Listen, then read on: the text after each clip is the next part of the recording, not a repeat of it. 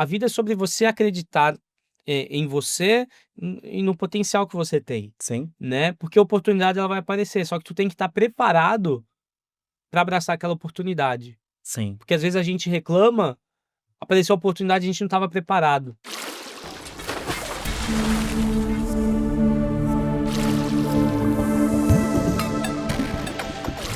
Olá, pessoal! Sejam todos bem-vindos a bordo do Sem Calado Podcast. Aqui onde você já sabe, você navega através de grandes histórias e grandes personalidades do ramo da logística, Comex, ramo portuário. E hoje a gente tem um convidado super especial que eu já vou apresentar para vocês, mas antes só vou fazer aquelas menções importantes para os nossos amigos, nossos apoiadores e patrocinadores que fazem esse projeto acontecer. Um abraço para o Léo e para o Fabiano, da Oliveira Reparos, para o Gerbson e para a Lilian, da Cairós Transportes, para o Steve, Camila e Rodrigo Gomes, da Intertrans, para o Pedrão, da PGLoc, Marcelo Pousada Bastos, da Videira Engenharia, Dr. Fábio Gentil, da Gentil Advogados, Rafael Lima, da SOC, Luizinho e o Elienay, da eProfessional, pessoal dos postos Portal de Santos e Delize Salgateria. Mas vamos lá, como eu estava falando, o nosso convidado ele atua na área de carga de projeto, ele é especialista. Ele é diretor comercial e operacional da Eutex. Exatamente. Bem-vindo a bordo, Leonardo Nascimento. Obrigado, Emerson, pelo convite, um prazer estar aqui contigo.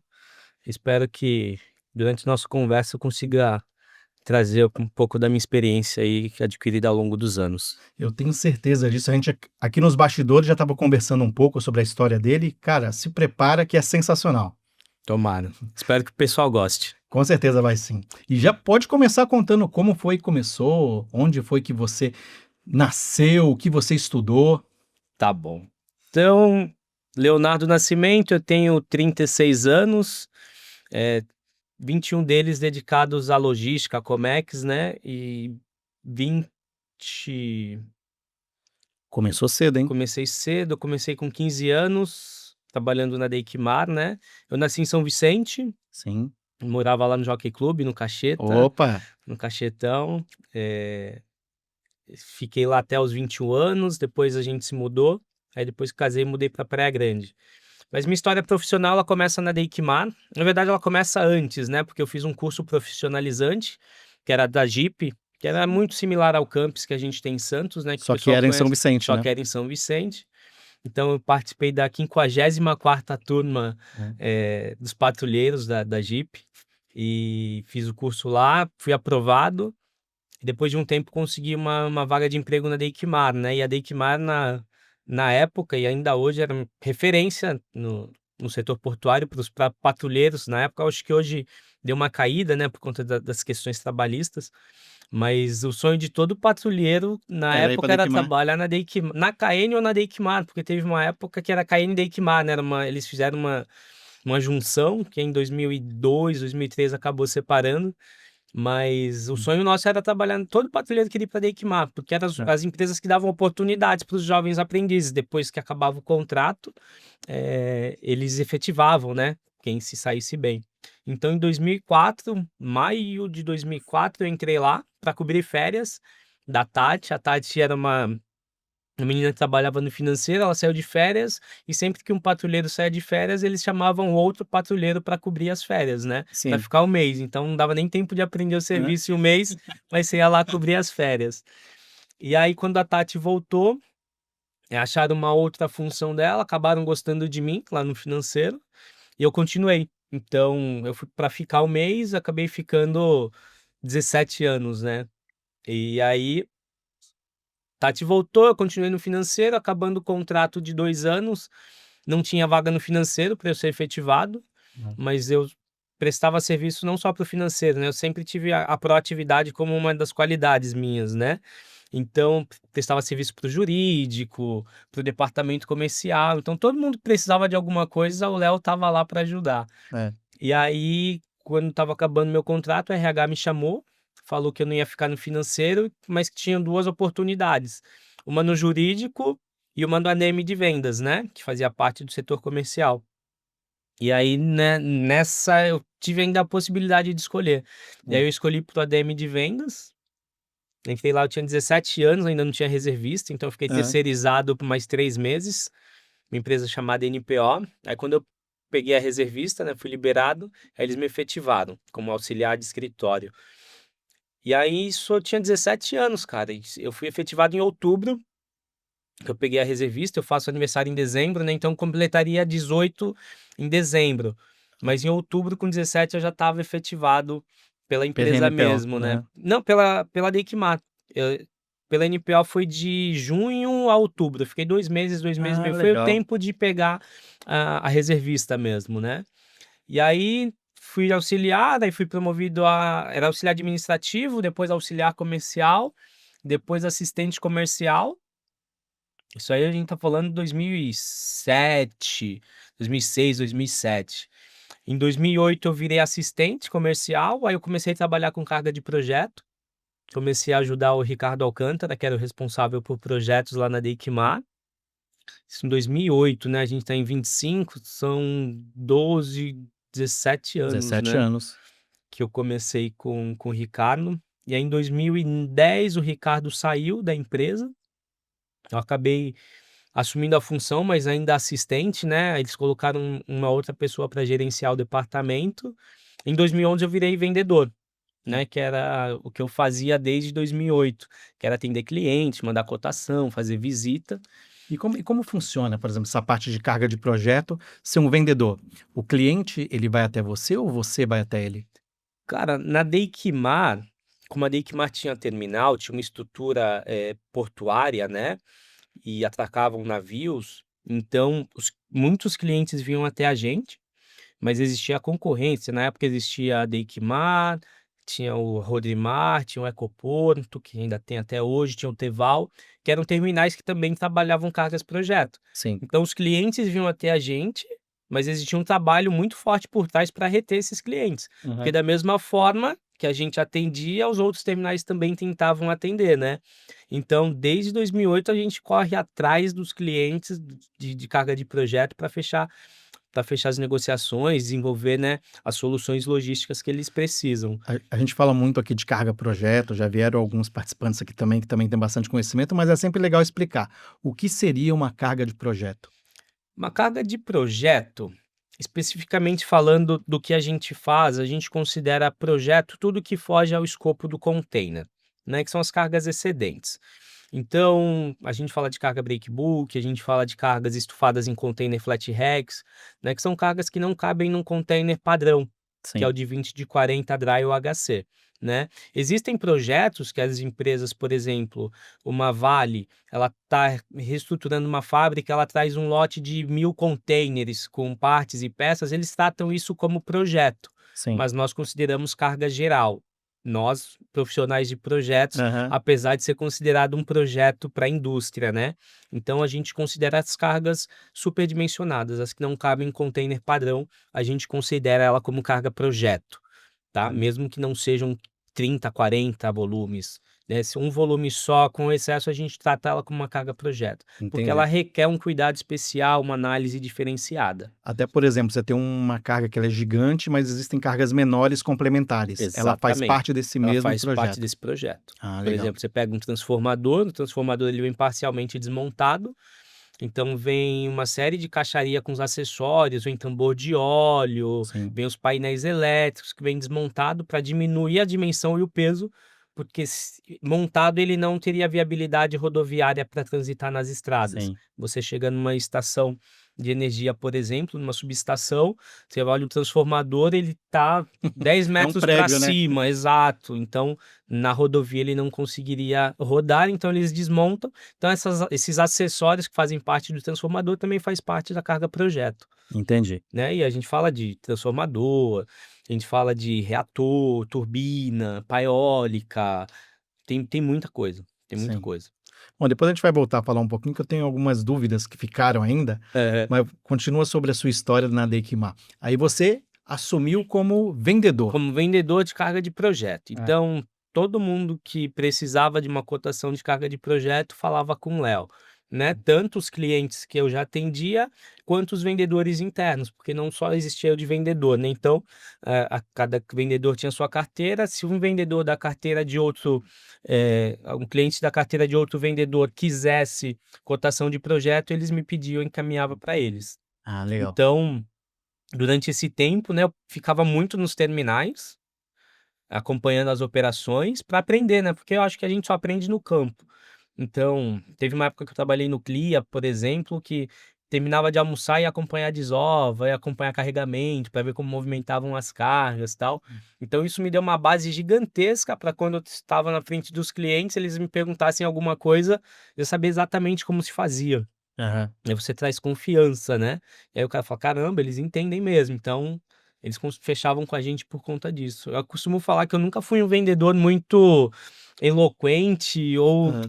com dom de convencimento, mas eu sempre fui muito técnico. Uhum. Então a técnica acabava compensando essa Mas falta esse é de. um grande poder de convencimento, Exatamente. né? Eu acho que é o maior, né, Sim, porque o cliente ele percebe quando ele está sendo enganado. sim.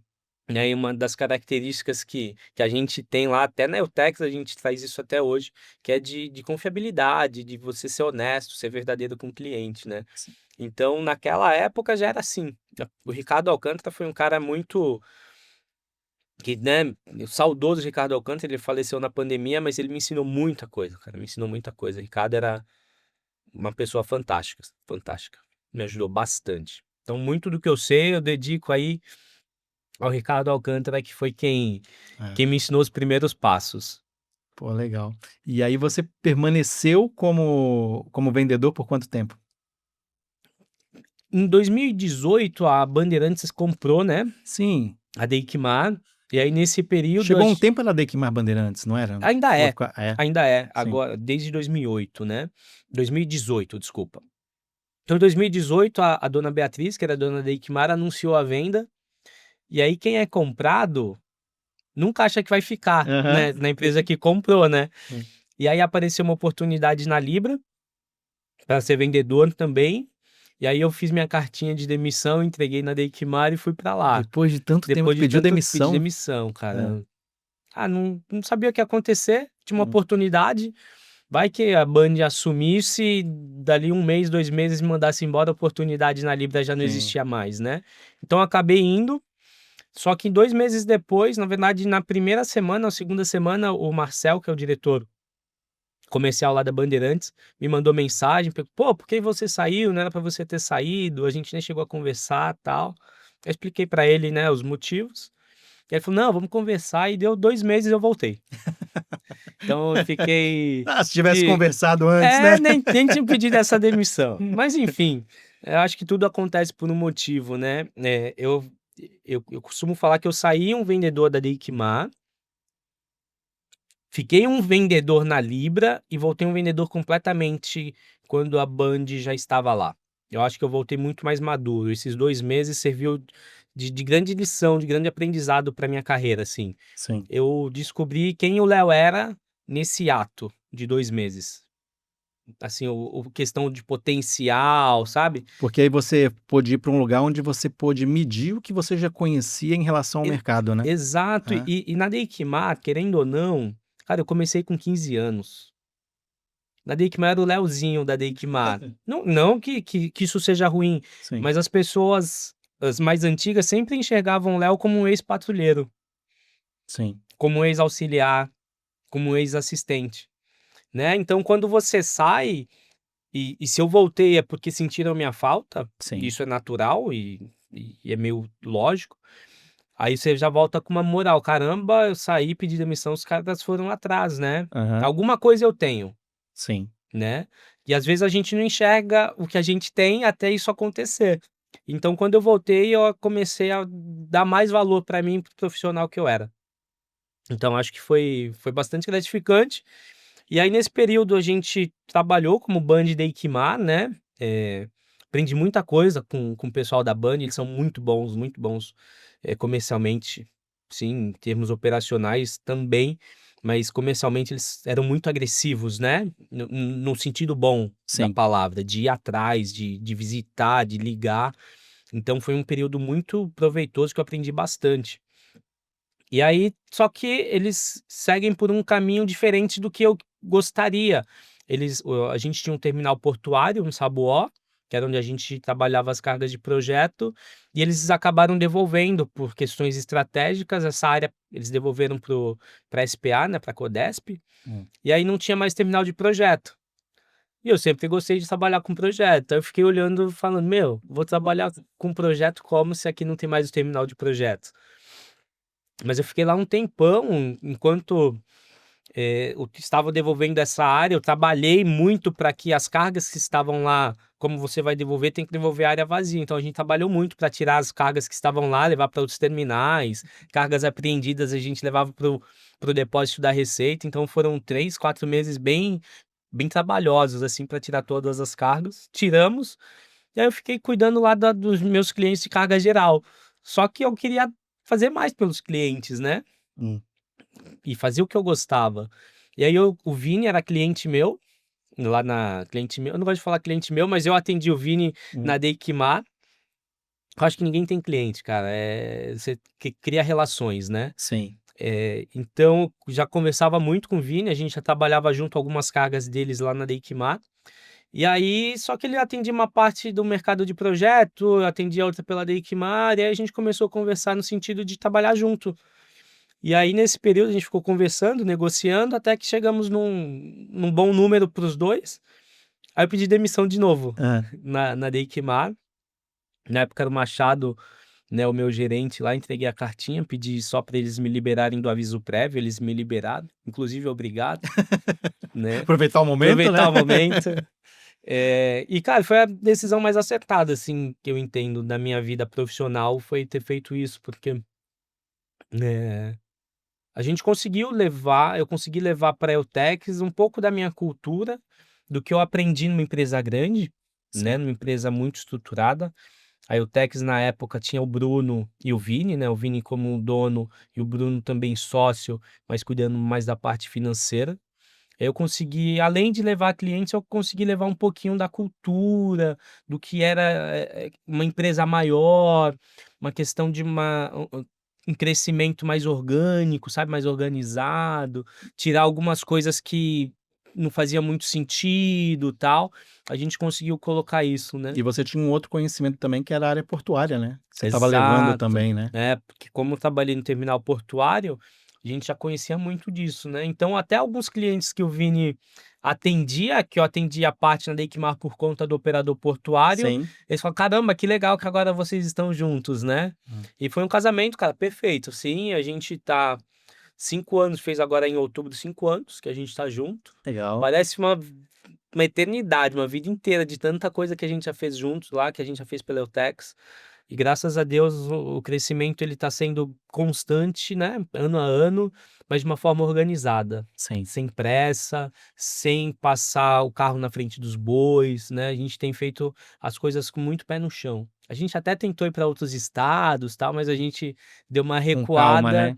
por entender que não era o momento, que a gente não estava preparado. De Sim. repente a gente vai, chega lá, a gente acaba queimando tudo que a gente tem aqui em Santos, tudo que a gente já conseguiu construir, né. Sim. Então a gente está indo com bastante cautela. Mas temos planos para o futuro para irmos em outros portos, Principalmente carga de projeto. Tem principalmente carga muita de coisa a ser explorado sim, Brasil afora, né? exato, e tem pouco profissional, né.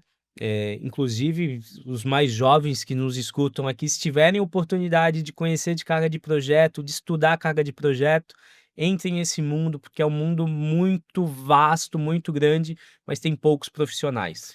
É, Profissionais capacitados. isso é muito legal. E, por exemplo, um jovem que está acompanhando, está pensando em entrar para essa área, qual o caminho que ele deve seguir? O que que ele deve estudar?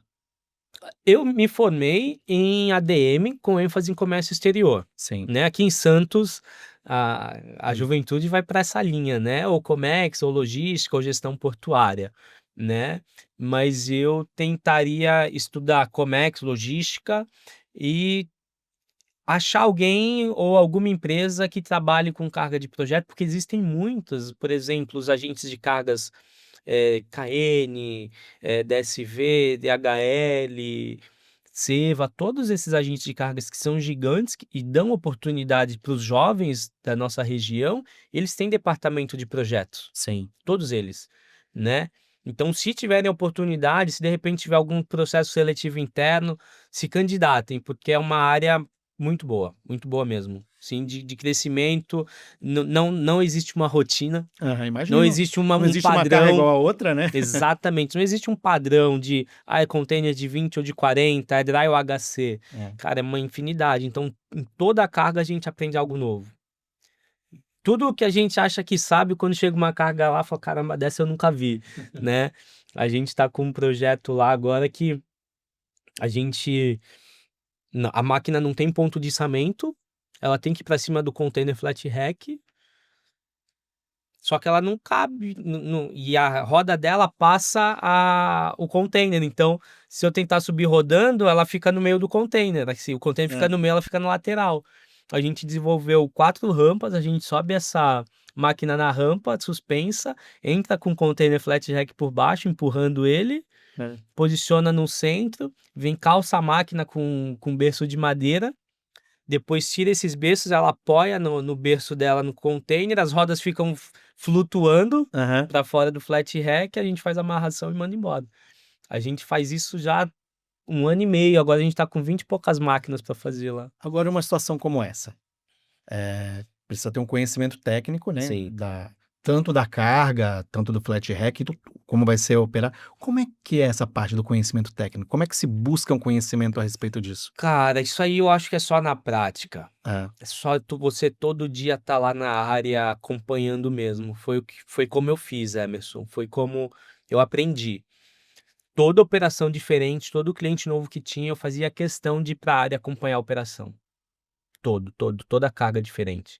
Para ver como eles passavam o material de içamento, como descarregava do caminhão, como colocava no container, como eles faziam a peação no container ou no MAF, que na época a gente trabalhava com bastante MAF, né?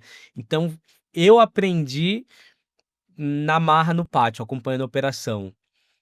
E hoje o que eu passo pro nosso time lá é exatamente isso. Eu falo: "Meu, saiam do escritório, E tem que ir. pega um pouquinho do Para a carga tempo de do projeto dia tem que ir. e vai acompanhar a operação", para vocês aprenderem o que realmente é, né, os desafios que a gente tem. E aí essa da máquina a gente teve que pensar, e lógico que eu não penso sozinho, tá, eu não desenvolvo tudo sozinho, a gente tem um time muito qualificado por trás, né, tem profissionais incríveis também, por exemplo, o pessoal da peação, né, que nos ajuda a desenvolver esses projetos, desenhar as operações. A gente É. vai com uma ideia aqui, ele fala: "Mas dá para fazer assim, assim, assim também?" Eu falei: "Show de bola, então vamos fazer". A gente faz um, deu certo, a gente replica para todos os outros, né. Mas aprender é na marra, cara, é lá no parque, colocar a bota, o capacete, o Imagino. refletivo e acompanhar. Não, e tem que ter um bom técnico, um engenheiro de segurança também Sim, acompanhando, né. sim, sim, o tempo inteiro, porque tem muito risco envolvido, né, em todas as operações de terminal, né. Sim, mas por exemplo, uma situação como essa mesma carga que você falou que você Aham. colocou no flat rack, na hora que for subir isso para o navio, vai ser içado, vão usar todos os equipamentos necessários. Sim. De quem é a responsabilidade se acontece algo? É do navio, do operador portuário, de quem? Cara, um sempre quer empurrar para o outro a Aham. responsabilidade, né. Graças a Deus a gente nunca teve esse tipo de problema, Aham. né, porque a gente trabalha com com empresas certificadas, tem surveyors que acompanha, né, para ver os porque existe um padrão internacional de amarração da carga no container, né, Sim, que você tem que respeitar um fator de segurança. Então se uma carga tem 10 toneladas, por exemplo, falando em flat rack, você tem que usar material que suporte até 30.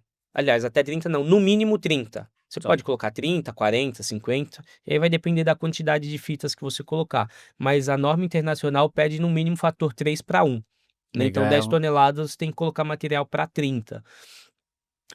Em teoria, a partir do momento que você deposita a carga no operador portuário, falando a gente trabalha numa retroárea hoje, a gente trabalha Sim, dentro da Geolog, a gente estufa lá, eu entreguei no operador portuário, se o operador portuário descarregou do meu caminhão, colocou no chão, significa que estava tudo em perfeito estado, que senão eles recusam. sim. Se tem uma fita frouxa, se o excesso está diferente, eles não recebem essa carga. Eles acionam, vocês vão corrige, pá, a gente vai, se tiver que fazer, a gente faz antes. Se depositou, sinal que está tudo certo. Para descarregar uma carga dessa na Gelog, por exemplo, precisa de guindaste também? A gente, na maioria das nossas cargas, a gente faz com a Heat Stacker. A Heat Consegue Stacker fazer, pega tá. até 45 toneladas, porque ela é muito, eh, flexível, né? Assim, ela te dá muitas opções de Movimentação. de movimentação e de acoplar equipamento nela, né? Então, na mesa você pode colocar cabo de aço, você pode colocar jiboia, você pode colocar separador. Então, dá para fazer muita coisa. Certo. Então, voltando a falar do operador, você depositou a carga lá. Minha responsabilidade termina com o depósito no operador portuário. Porque a partir do momento que está armazenado lá, não estou vendo mais a carga. Eu não sei se eles movimentaram de uma forma correta ou não, se eles encostaram alguma outra carga nessa carga ou não, Sim. né? Mas quando acontece de no dia do embarque, porque o comando do navio é quem analisa tudo e ele dá a palavra final. Perfeito. Se no dia do embarque o comando do navio fala, eu preciso que venham fazer um reforço na amarração dessa carga, a gente manda equipe no momento da operação para fazer, porque aí é responsabilidade nossa. Agora, passou da murada do navio, aí já é responsabilidade completamente do armador. Aham. Ah, mas a carga balançou, soltou a amarração. A gente não sabe como o armador, como a tripulação manipulou essa carga dentro do navio. Sim. Então a gente não pode ser responsável por algo que não foi manipulado por nós, né? Mas lógico que a seguradora, ela vem para, se der algum problema de sinistro, ele vem para toda a cadeia para tentar encontrar um responsável para alguém pagar aquela conta, né? Aham. Mas, né, a gente, graças a Deus, está bem coberto com a nossa pólice de seguros e com as responsabilidades. Entreguei lá, a responsabilidade transferiu de mão. E, por exemplo, digamos que eu sou um produtor, estou produzindo aqui um gerador gigante e eu preciso mandar ele para Houston. Perfeito. Aí eu te contrato. Eu quero levar para lá. É você que vai correr atrás de afretar um navio para isso, tudo? Não. A Eutex hoje ela faz a logística nacional, né? Então eu consigo atender o transporte rodoviário da origem até Santos e a parte de terminal. E aí a parte de terminal envolve armazenagem, desembaraço, né, da carga até o desembaraço e a entrega no costado do navio. Do costado do navio para frente, quem cuida é o agente de cargas. Ah, então né? precisa contratar um agente de carga. Isso, exato. Tá. Hoje, os principais clientes da Eutex são agentes de cargas. Então, a gente não entra nessa área. Inclusive, é até bom falar, a Eutex não tem agente de cargas, né? E a gente não quer entrar nessa área porque conflitaria com os nossos clientes. Aham. E o nosso bem maior hoje são os nossos Com clientes, certeza. né? Então, a gente não entra nisso. Quando alguém pede cotação, cotação de frete internacional, a gente fala, não, a gente não faz. É. Hoje a gente nem indica ninguém, porque como a gente é amigo da maioria dos nossos clientes, Aham. indica um, indica outro, se alguém ficar sabendo, não vai rolar uma ciumeira. Então, a gente nem tem indicado ninguém ultimamente. Até teve aqui também a Natália Abreu, que é da BBC, que ela está em Houston também. Mais um abraço para você, dona Natália. Com certeza ela está acompanhando e ela trabalha com pricing. Tá. Então, Então ela é carga de projeto. responsável por cotar o frete Exatamente. internacional. Aí ela faz isso, ela É faz isso, essa ela cotação. faz. Porque ela é a dona do navio, né? Dona do navio. A BBC é dona do navio, né? Aham. Da hora. A BBC foi cliente nosso enquanto estava na Deikmar. Acho que em 2012, 13, 14, a gente operava os navios deles lá, mas era através da ABPA, né, que é a agência deles que cuidava das contratações, e era o Antônio Rosendo. Inclusive um abraço pro Toninho aí, o Rosendo, se estiver nos acompanhando, foi um grande professor também, o Rosendo que atendia eles. Né? E agora, por exemplo, você falou que eu tô com o meu transformador e preciso transportar. O transporte rodoviário também é todo teu? Nesse caso, para chegar até o Eu porto? também posso fazer, né? Hoje, assim, a gente pode fazer tudo que for relacionado à logística nacional terrestre. O Emerson, a Eutex, ela tem capacidade para fazer. Então, preciso carregar na minha planta, eu não tenho guindaste, eu posso mandar um guindaste lá. Eu preciso fazer uma embalagem de madeira, eu posso mandar uma equipe para fazer embalagem de madeira lá. Ao invés de você contratar uma empresa de embalagem, uma empresa de guindaste, uma transportadora, um terminal, a Eutex ela entra para centralizar todas essas operações em uma. Então, você me pede uma cotação, eu junto 4 empresas qualificadas que fazem 4 serviços diferentes, faço um pacote de serviço, te ofereço. Quando for executar, ao invés de você ou o teu time falar com 4 pessoas, você vai falar com uma. Legal. Que é o focal point lá na Eutex. Sim. Inclusive pode ser eu, que eu também fico nessa parte do dia a dia, né? E você faz essa parte de pricing também? Faço. Hoje, Complicado isso, 100% das cotações da Eutex passam por mim, né? Como diretor comercial, eu sou responsável pelas precificações lá. E é complicado, né, precificar esse tipo de operação, né? Porque envolve muita coisa, muitos riscos, muitas mudanças. Ele é complicado Ah, quando você está começando. ah, Hoje já é simples, porque apesar de serem cargas diferentes, eu costumo falar que quando eu vejo um packing list, o packing list é a lista de carga, né, que vem lá dimensão, peso, tal. Quando eu vejo uma dimensão, eu já começo a imaginar o que é aquela carga, sim. como ela é. Ah, ela é quadrada, ela é redonda, ela é retangular, ela é Tem triangular, ponto de tem apeação, não tem? exato. Ah, Eu já começo a pensar em tudo isso. E aí eu vou analisando, é caixa de madeira, é assim, é skid de ferro, é assim, é engradado, é assim. Então, por conta da experiência, hoje já fica fácil. Lógico que a gente toma todos os cuidados, né? A gente coloca algumas ressalvas nas cotações e tal, sim. porque basicamente a gente precifica sem ver a carga, Exatamente. né? E às vezes acontece de chegar uma carga, a gente precificou de um jeito, chegou lá era completamente diferente. A gente teve recentemente. Recentemente, né, a gente até em novembro, mas esse ano é recente, tá, é recente ainda. A gente teve uma carga lá que nós fechamos, recebemos um packing list, eu precifiquei. Quando a carga chegou, era uma usina, uma indústria têxtil completamente desmontada. Só que não era coisa nova, era uma prensa a gente olhou na placa de identificação, era de 1970 e poucos, cara. Nossa. Então você olhava, parecia um monte de ferro velho. Aham, Só que não era, pra gente parecia, só que pra empresa que estava comprando, que era uma empresa da Índia, aquilo lá era uma mina de ouro. aham. E a gente, cara, e aí as peças não tinham ponto de içamento, não tinha como movimentar.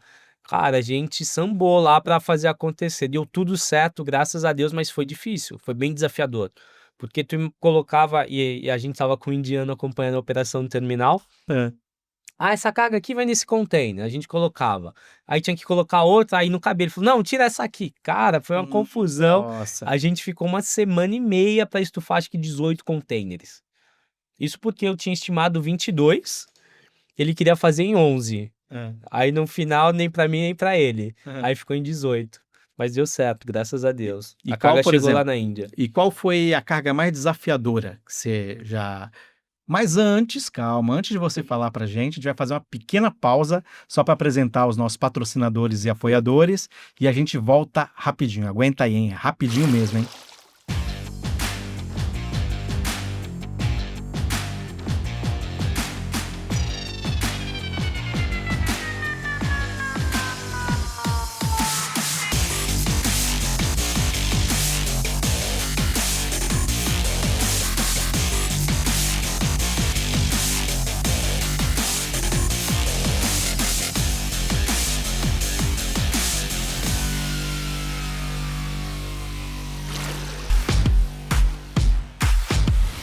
A Kairos foi um sonho realizado quando eu e minha esposa resolvemos fundar a empresa no ano de 2011. Ele tinha o conhecimento na parte de caminhões, de transporte, e eu administrativo. Tinha recém-formado, eu fiz administração no Paraná.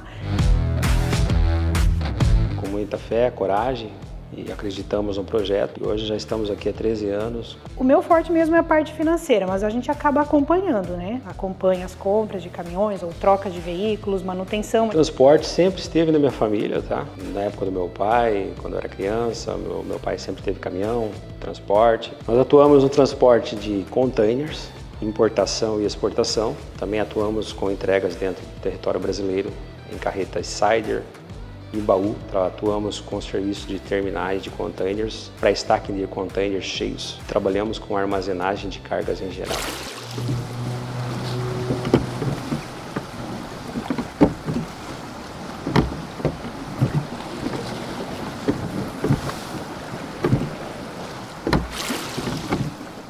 Estamos de volta, então, aqui com o Leonardo Nascimento, que é diretor comercial e operacional na Eutex. É isso, você estava contando para a gente, ia contar, na realidade, qual foi a carga mais desafiadora que você já conseguiu carregar. Cara, todas as cargas pra gente são desafiadoras, né? A gente não se acomoda com nenhuma, por mais fácil que elas pareçam.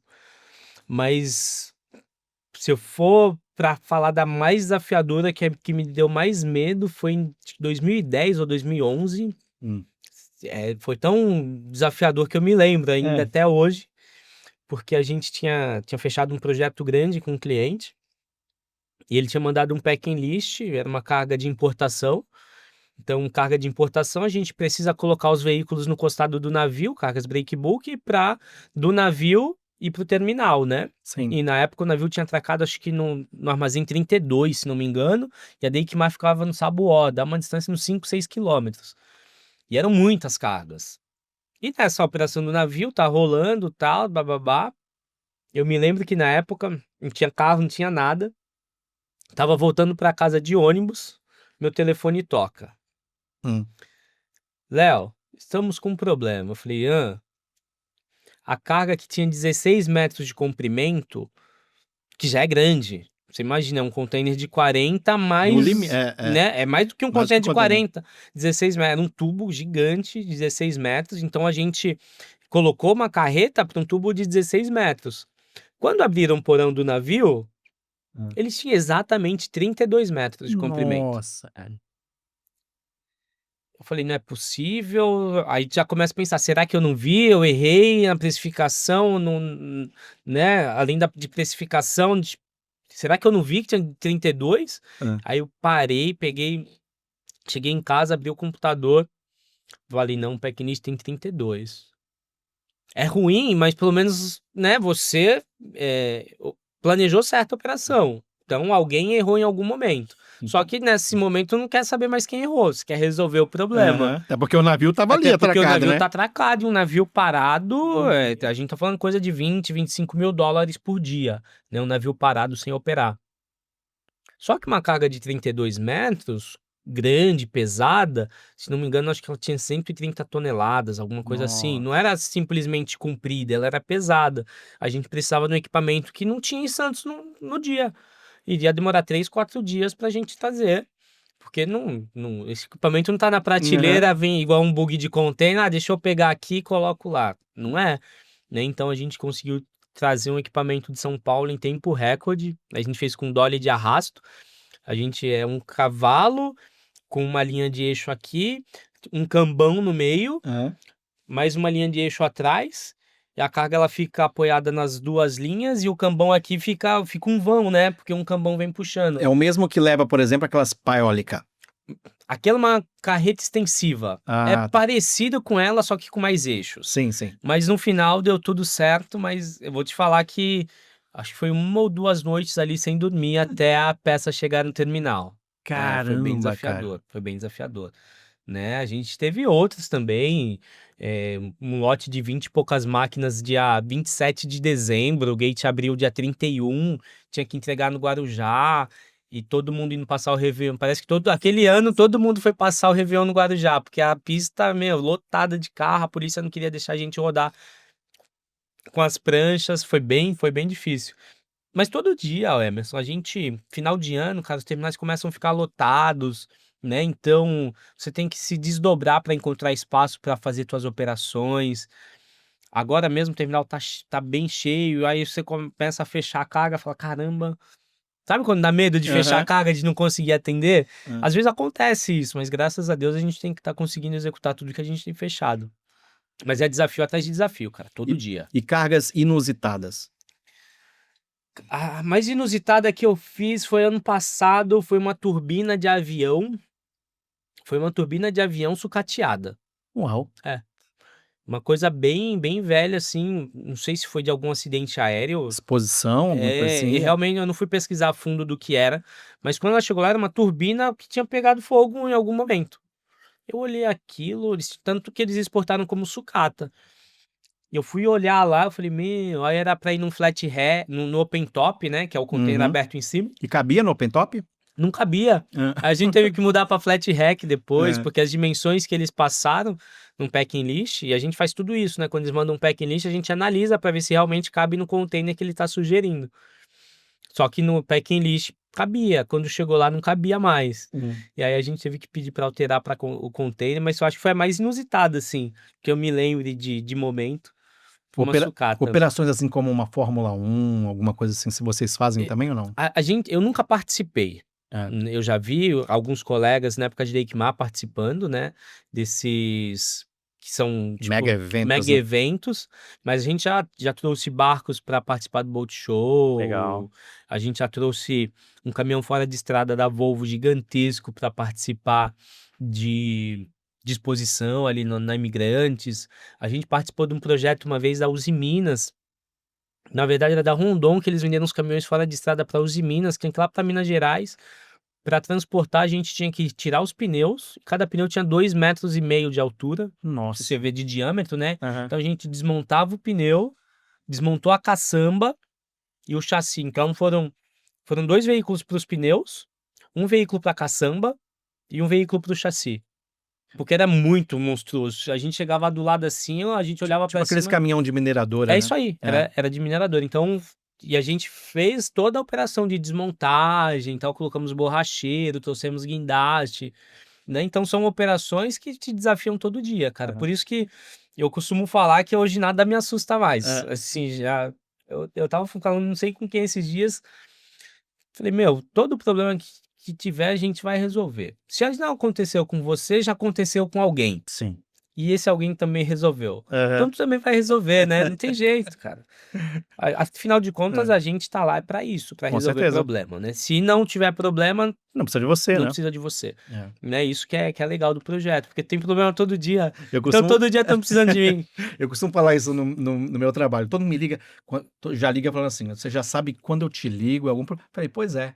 Você tem que começar a me chamar pra tomar uma cerveja, um chopp, né? Pra acabar com Pois isso, é. né? Pra um É happy hour sacanagem. ninguém chama, né? chama, né, cara? Sexta-feira, 5 da tarde, o telefone toca. Nunca é pra ir pra Nunca. algum lugar curtir. É sempre um problema. Ah, tô com uma carga assim, assim, assim. Mas acontece toda semana, não tem jeito. E é legal, é por isso que a gente gosta, né? Sim. É por isso que a gente gosta Não do há que a gente rotina. faz, não tem rotina. Isso que é legal. E histórias engraçadas? Você lembra de alguma? Não precisa ser diretamente no teu trabalho, mas na tua vida, assim, alguma história engraçada. Ah, cara, eu tenho uma historinha engraçada, minha É. vida é quase que uma piada, né? Mas, não, eu tô brincando. Eu tenho um irmão gêmeo, né? Você Sim. sabe. Eu já confundi hoje mesmo, É, né? exato, A gente tava conversando antes aqui, eu falei, parabéns, você ganhou o campeonato de tênis da Tribuna. É. Ele, não, era meu irmão gêmeo. Mal sabe ele que eu sou um pangaré jogando tênis, né? Eu sei jogar mais ou menos beach tênis. Uhum. E aí, cara, todo dia alguém me confunde com ele É. ou alguém confunde ele comigo. Todo É. dia, todo dia, todo dia. Então, todo lugar que a gente chega, por exemplo, na academia, a galera passa, ô... Falo, putz, eu não conheço. Mas deve conhecer meu irmão. Opa, tudo bem? Tudo bem? Na faculdade, uma vez eu tava estudando pra prova e a gente estudava junto. Ele fez direito, eu fiz ADM. E aí eu tava estudando lá prova de matemática, que eu não sabia nada, né? Nunca... Eu sempre fui estudioso É. na aula, mas estudar pra prova eu só estudava no dia. Tava eu lá na biblioteca estudando, aí chegou o menino da sala dele. Leandro, me ajuda aqui, eu tô desesperado, eu não sei isso aqui. Eu falei, ô irmão, tá me confundindo com meu irmão. Aí continuei ele, ô Leandro, para de graça, meu, eu tô precisando. Eu falei, não, irmão. Ele, Leandro, pelo amor de Deus, cara, é sério. Aí eu tive que mostrar o livro de matemática que eu tô falando, irmão, aqui, ó, matemática, eu sou o Leonardo. Eu não sou o Leandro, né? E aí tem Cara, que Leandro e Leonardo é Leandro e ainda? Leonardo. Minha Caramba. mãe disse que não é por conta da dupla sertaneja, porque eles não faziam sucesso, mas eu tenho minhas dúvidas, viu? Eu Tenho acho minhas que dúvidas, hein? eu também acho. Mas ela fala que não, né? Inclusive, um beijo pra minha mãe, pro meu pai, pra minha esposa, pros meus irmãos que estão Mano, assistindo a gente. Qual o nome deles? Leandro, Opa. Paulo, Daiane, são meus irmãos, somos em 4. É. Meu pai Gildásio, minha mãe Nina e a minha esposa Tayane. Na verdade, a esposa é em primeiro, hein, meu? Não vai Opa. ficar com ciúmes, hein? É sacanagem, né? Já Mudar a- pensou? Mudar a ordem. Não, mas é legal, assim, a gente tem uma base familiar muito, muito forte, cara. A gente é muito unido, Sim. né? Eu acho que as dificuldades que a gente teve na infância, que meu pai trabalhava na Bung e ganhava um salário mínimo e minha mãe era sacoleira, né?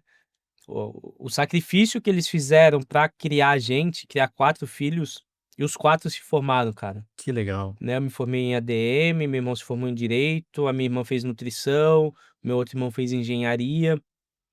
Então, da favela, minha mãe conseguiu formar 4 filhos. E os Sim. 4 deram bom na vida, né? Sim. Eu lembro que quando meu pai tinha 50 e poucos anos, eles vieram da Bahia morar aqui. meu pai entrou pra fazer supletivo pra completar o ensino médio, velho. Depois meu pai saía de manhã 6 horas da manhã, chegava em casa meia-noite quase, porque eu saía do trabalho, pegava o ônibus, descia direto na escola. Minha mãe a mesma coisa depois de um tempo, viu meu pai fazendo, foi fazer também o supletivo. Caramba, que E aí legal, a cara. gente olha assim e fala, cara, Por que que eu não vou estudar? É minha porque é minha obrigação, né, cara? obrigação e além do mais, cara, todo o esforço que eles fizeram pra que a gente fosse alguém na vida, acho que o mínimo que a gente tem que fazer hoje é ser muito bom naquilo que a gente faz, Com certeza. né? Então eu costumo falar que a nossa vida é pra dar orgulho pra eles, assim. A minha e a dos meus outros irmãos a mesma coisa, porque a gente sabe o duro que eles deram, cara. A gente sabe valorizar cada esforço deles, sabe? Cada noite mal dormindo. Eu lembro que meu pai foi demitido, a gente tinha acabado de começar a faculdade. Meu pai tinha sido demitido 16 anos. E aí a gente falou: "Caracas, e agora?" Porque, Emerson, a gente morava na favela, irmão, Sim, não tinha dinheiro, não sim. esbanjava, não tinha dinheiro pra comprar roupa todo dia. Minha mãe era sacoleira, ele ia comprar roupa pra vender para as clientes dela. Na época não tinha cartão de crédito, não tinha Pix, não tinha nada, era na confiança, um monte de gente dava calote, essas coisas todas, né. E minha mãe falou assim: "Ninguém vai parar de estudar não, a gente vai dar um jeito", e deu um jeito. Que legal. E aí a gente conseguiu se formar e todo mundo virou homem de bem, mulher de bem, né. Então eu costumo falar que oportunidade todo mundo tem, cara. Sim. Alguns têm oportunidades melhores do que outros, é natural, mas oportunidade todo mundo Parece pra tem, todo mundo, é parece verdade. para todo mundo. Cabe cada um escolher se aceita aquela oportunidade ou não, ou se espera a próxima que pode aparecer ou não, né. Mas, eu vejo muita gente colocando desculpa em tudo, em circunstância, no local que vive, onde mora, a família que tem, mas cara, oportunidade ela aparece. Eu acho que uma lei infalível da vida é a lei da semeadura, né, cara, que você planta, você colhe. Sim. Então, o que que você planta? Você planta escolhas. Então, cara, você escolheu aquilo. É Lá isso na que eu ia falar. frente, você vai colher aquilo que você escolheu. Então, faça escolha boa hoje, Aham, porque o que a gente vive hoje são sementes que a gente plantou lá atrás, aham. né, não é o que a gente tá plantando hoje. Então hoje a gente continua plantando coisa boa para que daqui 5, 10 anos a gente continuar colhendo coisa boa, né, e as pessoas esquecem disso. Então tem gente que planta vento aqui e quer colher bonança E quer aqui, ter uma oportunidade vai ser tem excelente na frente, vai ser tempestade, gente, não tem como, né, isso é natural. Então, cara, as oportunidades, o sacrifício que os meus pais fizeram para que a gente fosse alguém, a gente agarrou essas oportunidades. A gente poderia ter falado: "Não, não vou", porque quem gosta de estudar? Imagina alguém da favela, né, a gente morou em casa de palafita até, sei lá, 7, 8 anos, cara, com um rato passando embaixo, barata, quando chovia, a maré subia, entrava lacraia, rato. Cara, foi uma situação foi uma infância bastante difícil, mas a gente não usou isso como desculpa, aham.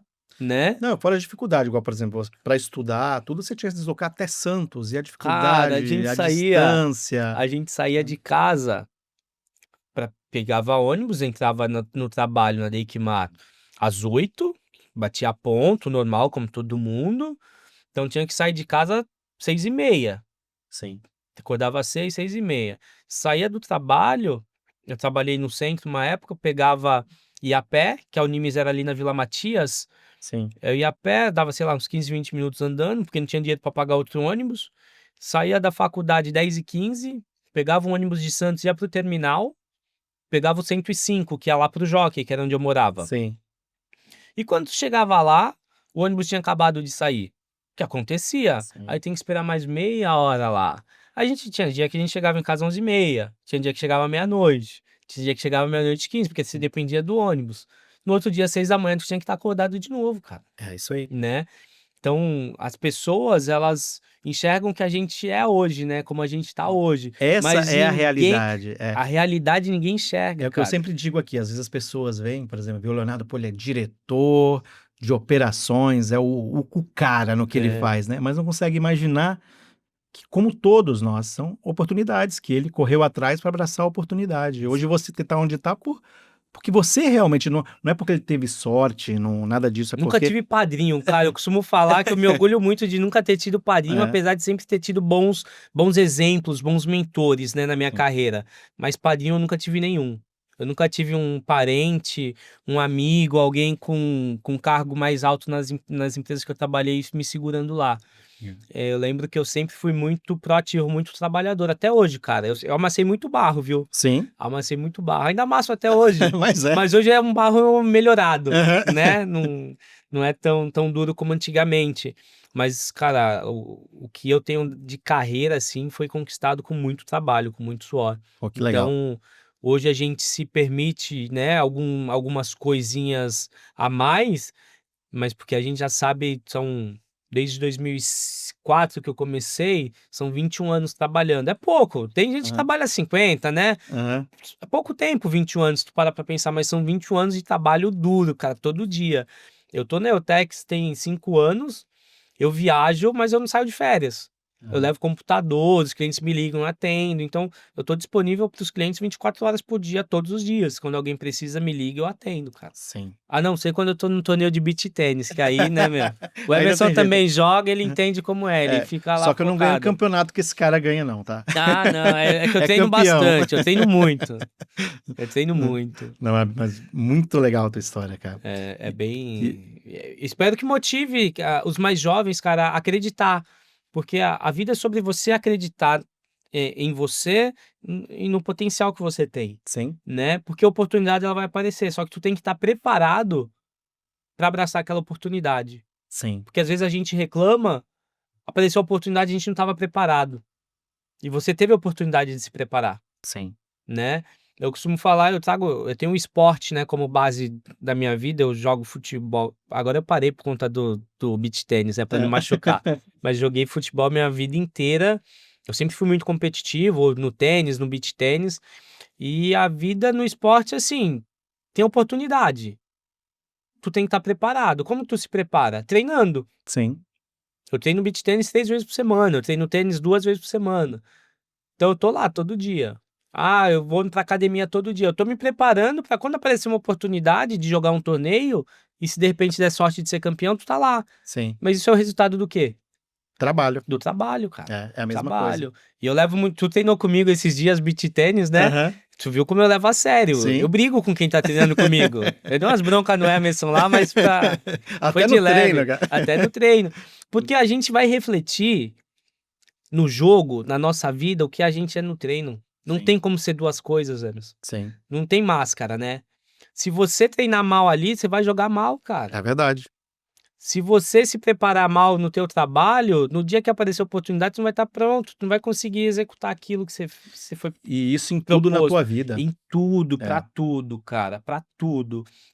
Né? Eu dou aula lá na igreja, ontem eu dei aula, eu falei, cara, e eu fico, sempre que eu vou fazer alguma coisa assim, eu fico com medo, porque você quer fazer o melhor, É. né? Só que pra você fazer o melhor tem que se preparar. Então, vou dar aula na EBD, eu vou durante a semana pensando no que eu vou falar.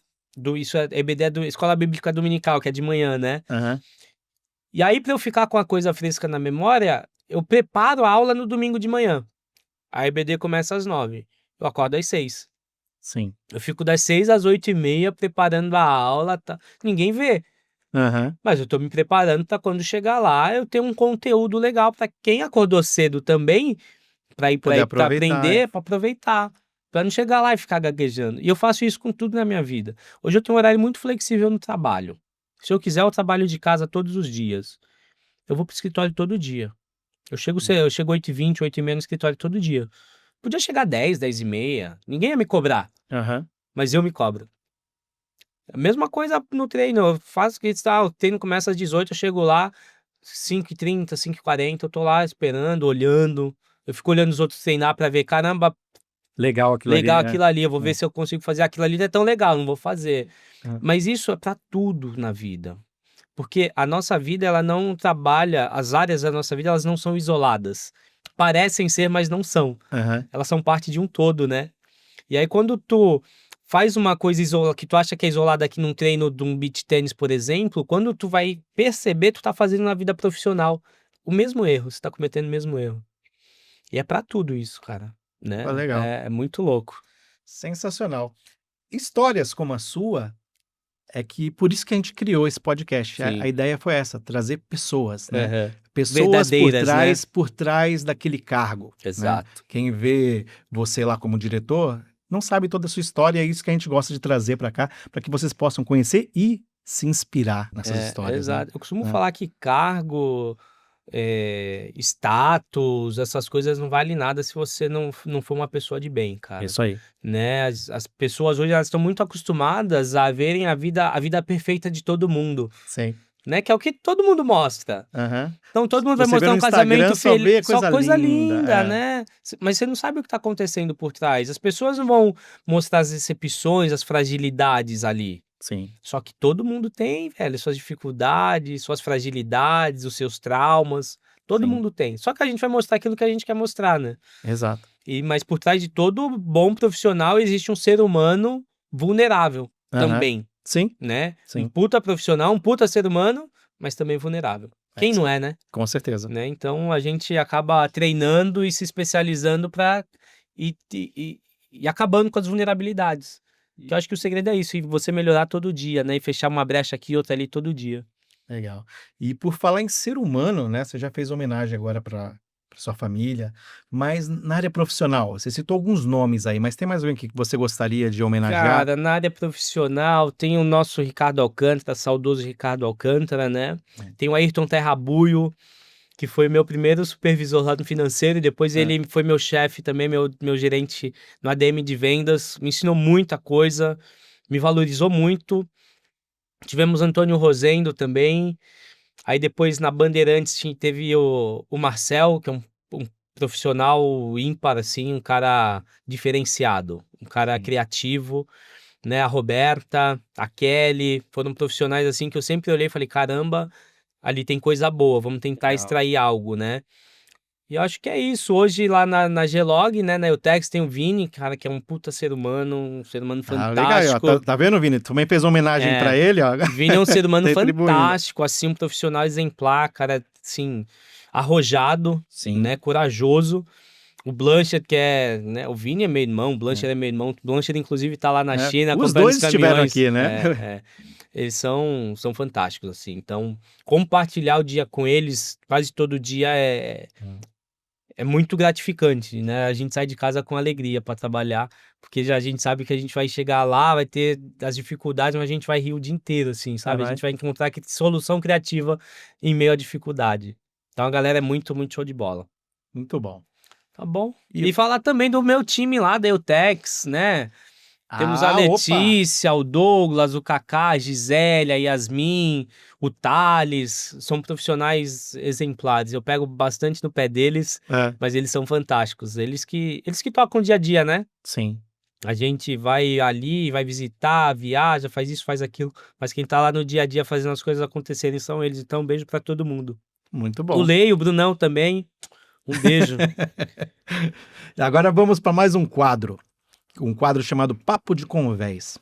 Aqui o convidado indica um livro que foi importante na tua carreira e a gente depois, através do nosso parceiro da Amazon, a gente vai deixar um link para quem quiser, que estiver acompanhando, comprar esse livro com desconto. Perfeito. Eu acho que um livro que me marcou muito foi Uma Vida com Propósito. Não vou lembrar o autor, que faz muito tempo que eu li. Mas eu acho que todo mundo tem um propósito de vida. Uhum. A gente só precisa encontrar qual que é o nosso, né? E esse livro abriu muito a minha mente. Um que eu li recentemente, que eu achei fantástico também, é A Revolução dos Bichos. Sim. Que já é um livro mais antigo, mais conhecido da galera. Revolução dos Bichos é um livro fantástico pra gente entender o que acontece no nosso mundo hoje em dia, cara. Então fica aí, Uma Vida com Propósito e A Revolução dos Bichos. Uma Vida com Propósito e a Revolução dos Bichos. Isso, exato. Então você está acompanhando, está vendo em algum local da tela aí um QR Code, é só você acessar, você consegue comprar lá no nosso parceiro Amazon com super desconto de Sem Calado. Exato. Eu só não sei quem são os escritores, porque eu sou péssimo de tranquilo. memória. Daqui a pouco a produção acha. E tem a Bíblia também, pessoal. Leiam a Bíblia, porque a Bíblia tem resposta para tudo. Legal. Para todas as nossas questões tem uma resposta na Bíblia. Muito bom. Cara, tá chegando no final. Perfeito. Muito obrigado por Eu ter que aceito o agradeço, convite. cara. Sua história é sensacional, Obrigado. inspiradora. Tenho certeza que quem acompanhou aí vai tirar muita lição da tua história, Ô, cara. Mário, eu vim aqui para isso, para compartilhar, né? Porque tudo que a gente tem é para ser compartilhado, Sim, né? E a história de vida, conhecimento, isso, quanto mais a gente compartilhar, mais a gente inspirar pessoas, melhor. sim. E a ideia nossa é isso aí. O propósito da nossa vida é inspirar pessoas, né? Com certeza. É Inspirar isso aí. pessoas. Fazer isso com aí. que as pessoas consigam enxergar que a situação delas hoje não reflete o que pode ser a situação delas amanhã. Que todo mundo pode ter um futuro E brilhante. como você disse, abrace as oportunidades, mas não deixe de semear o bem, né? Exato. Para que elas apareçam. É. Porque você planta bem, você vai colher o bem. O Legal. tempo inteiro. Muito Obrigado pelo Eu que convite. agradeço. Prazerzaço. Vamos marcar aquele bate-bola, Bora! um beatzinho. Eu não sempre vou bom. brigar mais, fica Não, o tranquilo. teu eu tô- nível é bem mais alto que o Não, meu. dá Sacanagem. pra brincar, dá pra brincar. Mas vamos lá. Antes da gente encerrar, tem mais um quadro. Aqui que Ah, não é? falta Então vamos quadro. lá. Boa. É a deriva. A Eu deriva. vou fazer um bate-bola. Eu vou falar algumas palavras ou sugerir algo e você fala o que você quiser sobre isso. Perfeito. Perfeito? Vamos lá. O que você pensa pro seu futuro? Cara, o meu futuro, ele envolve mais do que uma área da minha vida naturalmente. Profissional, eu penso que a gente tem um mercado gigantesco a explorar ainda, como Eutex, né? Outros portos, outros estados, né? Então a gente tá para 2016 com esse projeto gigantesco de abrir pelo menos mais uma filial da Eutex no primeiro semestre. Como igreja, né, como membro de uma igreja, hoje eu faço curso de teologia, né, então eu espero conseguir me formar nesse curso de teologia, que eu tenho vontade de fazer desde cedo. E na área de lazer, dos meus hobbies, né, continuar jogando beach tênis, continuar jogando tênis, ter saúde para fazer tudo isso, Sim. porque aí a gente consegue executar. Nem falo, já tô com dor no meu ombro aqui, já tô parado já há 2 meses Então, já. cara, machuca muito, né? Muita. Então, continuar com saúde para fazer isso aí, porque eu quero chegar com uns 50, 60 anos lá jogando esses esportes aí que eu tanto gosto. Jogando 120 mais? 120 mais, pô, tem que ser, né? Tem que ser. Então Aí tá eu sou o certo. velhinho da dupla, pô. Imagina que legal. Hoje eu sou o novo da dupla. Pois é. É. E vamos lá. Você falou aí agora, citou Deus. Qual a importância de Deus na tua vida, na tua carreira, em tudo? Cara, Deus, ele é responsável por tudo. Sim, né? Lógico que existe uma participação ativa nossa, porque Deus ele vai dando os caminhos e você é responsável por trilhar aquele caminho. E Sim. você escolhe trilhar esse caminho bem ou mal. Então, todos os caminhos, todas as portas que Deus ele abriu para mim durante a minha vida, eu tentei trilhar da melhor maneira possível. Tentei sempre ser exemplo por onde eu passei. Muitas vezes, de repente, não consegui, mas enfim, mas eu sempre tentei ser o melhor que eu poderia em todo lugar que eu estava ou em todo lugar que eu tô. Eu sempre me dedico ao máximo, cara, em tudo. Sim. Eu não me entrego pela metade em nada que eu tô fazendo, né? Seja no meu casamento, seja no meu trabalho, seja com os nossos clientes, seja na igreja, tudo que eu me proponho a fazer, eu tento fazer da melhor forma possível. E Deus ele foi abrindo portas. Quando eu lembro que eu fui fazer entrevista na Deikmar, como patrulheiro ainda, eu não passei na primeira entrevista. É. Eu falei, caracas, meu, eu achei que eu tinha ido super bem, só que eu lembro de ter chegado em casa, chamei minha mãe, eu falei, isso eu tinha 15 anos, 14 ou 15 anos.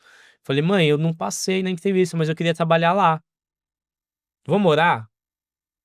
Eu lembro que eu dobrei meu joelho na sala, encostado no sofá junto com minha mãe, eu comecei a orar pedindo pra Deus, pra que se a vontade dele fosse de acordo com a minha, que ele abrisse as portas lá, na Deikmar. E aquela oração mudou minha vida, velho, né? Caramba, que Foi legal. o que aconteceu.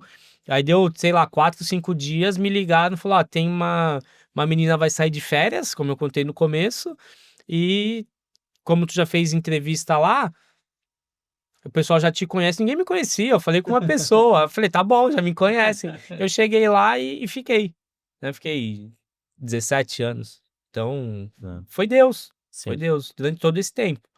Deus, ele foi abrindo caminhos, abrindo portas, mas eu sempre me dediquei muito, Sim. muito. Legal. E você comentou no início sobre o teu irmão gêmeo, né? O Incari, Algumas cara, a confusões. gente não se separa nunca. Gui, alguma vez você já se passou por ele ou ele já se passou por você? Eu já tentei, né, Emerson, porque eu sou meio descarado, mas meu irmão não, meu irmão é muito certinho. A gente nunca se passou, não. Eu já queria que ele fosse trabalhar no meu lugar, né, fizesse prova por mim, que ele é mais inteligente, mas ele nunca quis. Faz parte, fazer o quê? Nunca aproveitamos, sim, de forma deliberada, o fato de sermos muito parecidos. Muito, né? são absolutamente iguais, né, cara? A gente não acha, né? Mas a galera acha. Eu tenho tio que até hoje não sabe quem é quem. Tu acredita? A gente tá com 36 anos. Tem tio que chama a gente de neném, que é o nosso apelido de pequeno, porque ninguém sabia quem era quem, os dois eram neném. Até hoje. É neném. Tu acredita? Muito bom.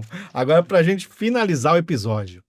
Você é especialista em cargas de projeto. Sim. Né? Estou especialista. Não sei se sou. Perfeito, mas Estou. Você é especialista. Falando em projetos, mas em projeto de vida. Qual tipo de carga você gostaria de fazer o embarque dela num projeto de vida? Ah, cara, a gente vive num país tão grande, tão difícil, né? De dimensões continentais. A gente vê tanta dificuldade todos os dias. Eu sou membro de uma igreja que é numa periferia, né? E a gente tem muita criança carente nesse bairro, muito adolescente carente, muitas pessoas que precisam de ajuda mesmo, de apoio, pais, mães, os filhos, né? E a gente tinha um projeto lá, que era o Projeto Vida, que a gente chamava. Todo sábado a gente ia lá para a igreja atender essas crianças. A gente tinha 30 crianças inscritas. A gente dava aula de violão, de futebol, teclado, artesanato, né? A gente trazia... Eu era professor de futsal da molecadinha. Ninguém legal. aprendeu nada, mas eu era professor deles lá. Então, só que a gente teve que parar por um momento. Em dezembro do ano passado a gente parou. Esse ano a gente não recomeçou ainda por conta de estrutura, de apoio, mas é um projeto que para 2026 eu tenho muita vontade de recomeçar, porque eu acho que a gente pode fazer a diferença na vida dessas crianças. E se dessas 30 a gente conseguir impactar a vida de uma, de duas, de três, de 10, a gente já vai ter feito a nossa parte. Sim. Né? Porque a gente tá aqui para influenciar vidas. Então, se as crianças conseguirem olhar pra gente e falar, caramba, eu quero ser igual o Léo, eu quero ser igual o Emerson, é isso que você precisa. É por isso que você tá aqui. Então, um projeto que eu tenho vontade de retomar em 2026 é o Projeto Vida lá da nossa igreja. Muito se bom. Deus quiser, vai dar certo. E vai sim. Com fé em Deus vai dar certo, sim. Tomara. Muito obrigado. E com essa resposta, nós encerramos mais um episódio do Sem Calado Podcast. História sensacional, né? Mais uma história sensacional, uma história inspiradora. Muito obrigado por vocês terem acompanhado a gente até o final. Curtam, sigam, indiquem para os amigos, esteja sempre com a gente. Muito obrigado e até o próximo episódio.